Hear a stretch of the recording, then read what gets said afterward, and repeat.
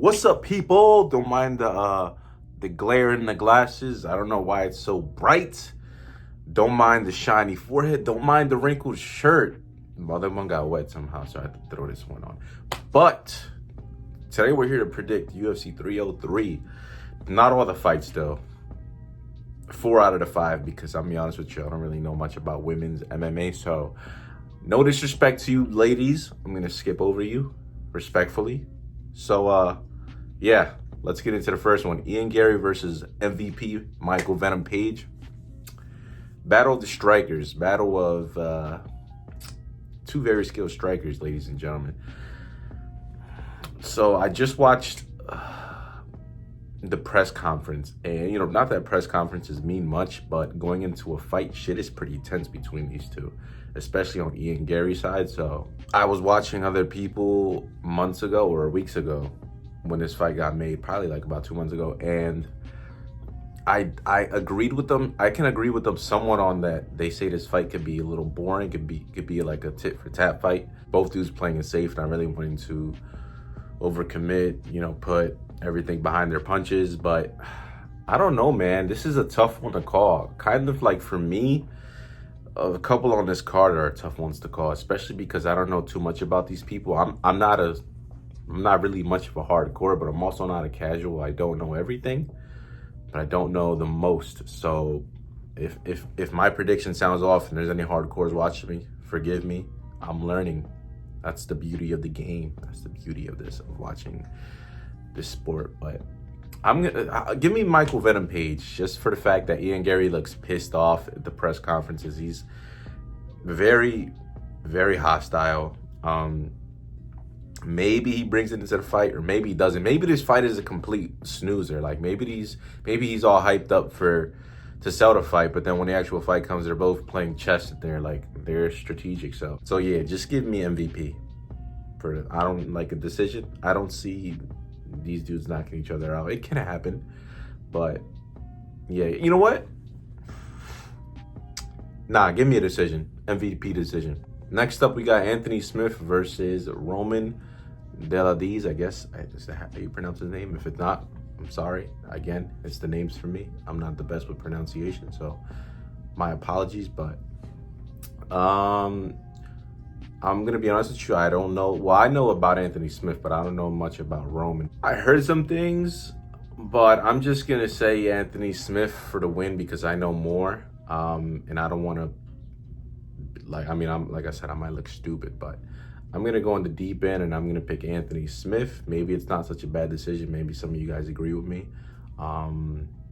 Yeah, Anthony Smith, I just know he's a veteran in the sport, has more experience. He keeps calling out Alex Pereira to a grappling match, or he wants to fight him because Alex Pereira hasn't fought anyone with some serious grappling. I mean, he fought Jan, and I think JIRI took him down and stuff, but even Izzy took him down, but that's besides the point. Yeah, just give me Anthony Smith. And the fight after that one, we've got Brian Ortega versus Diego Lopez. So we all thought Brian Ortega was done, especially after a long layoff and his injury. So, but then he showed up against Yair Rodriguez. No one expected him to really win that match. So, and yo, did you guys see in the open workout, he pulled off like some crazy submission, like jumping, spinning submission. I think it was like a triangle or some shit. It was crazy. This dude is skilled, but can he pull that off in the fight?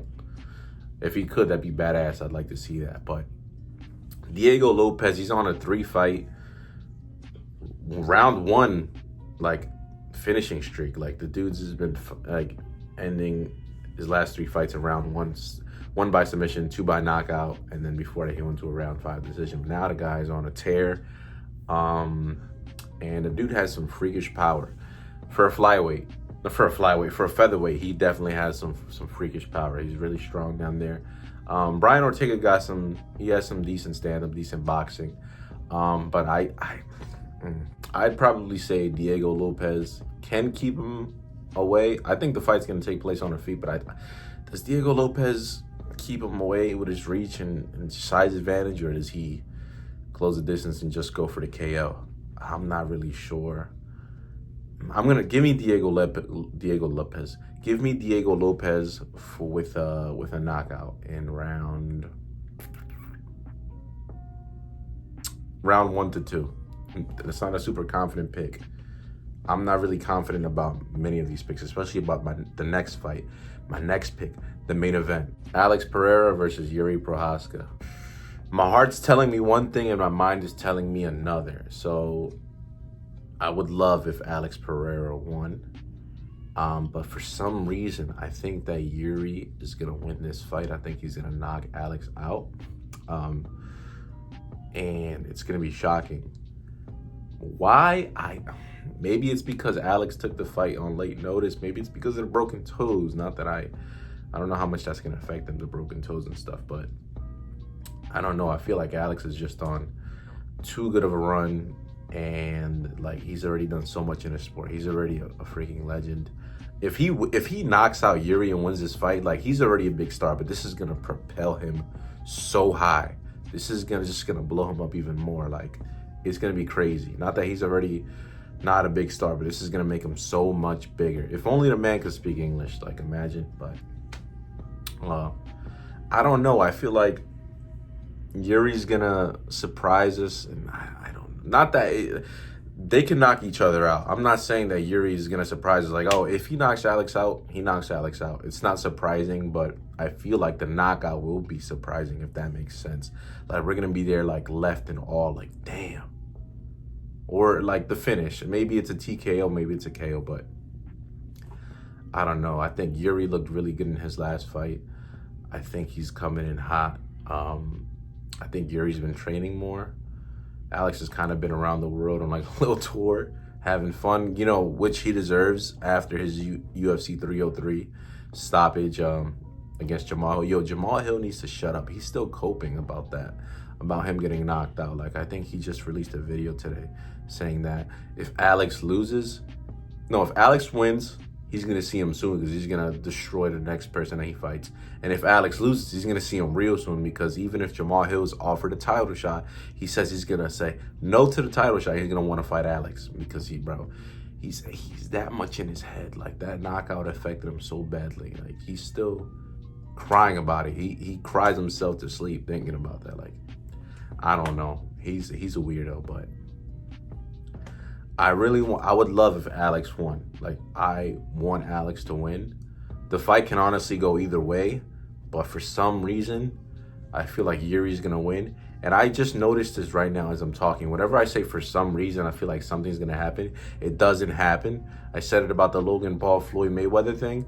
I said it about the Dustin Poirier Islam Makhachev matchup in UFC 303 in my last video. Not my last video, but the last card prediction I made. And I was wrong about both. So I'm 0 for 2 right now. Let's not be 0 for 3. And if I'm 0 for 3, well, shit, I'll be happy this time because I want Alex to win. But it's a 50-50 fight. It could go either way. Let me know what you guys think down below. That's my predictions for this card. UFC 303 live this Saturday. Let me know what you guys think. I hope it's going to be a great card. I hope it's a banger. I hope there's knockouts. Those new gloves are looking a little There's still some questions that are unanswered about them. So, yeah, baby.